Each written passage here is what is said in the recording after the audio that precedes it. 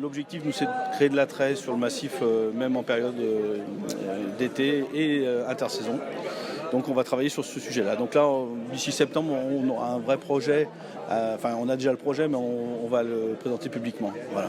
Il va amener avec lui, on va dire, tout ce qui, pour le moment, manque. Il y a ce côté un peu moderne, communication. Voilà.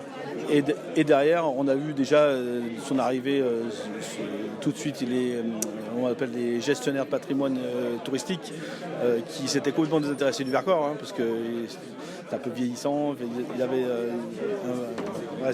étaient un peu désintéressés.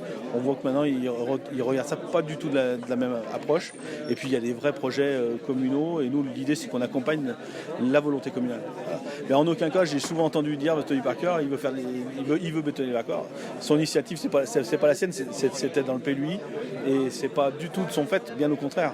Lui, par contre, il va permettre à ce qu'on amène des gestionnaires pour les lits touristiques. Voilà. Et comme l'a dit très bien Tony tout à l'heure, lui, sa philosophie, c'est pas ça. Il n'est pas venu là pour remplir des caisses ou voilà, bétonner, dire machin, faire venir. J'ai entendu tout dire, voilà, on ne changera pas les visiteurs.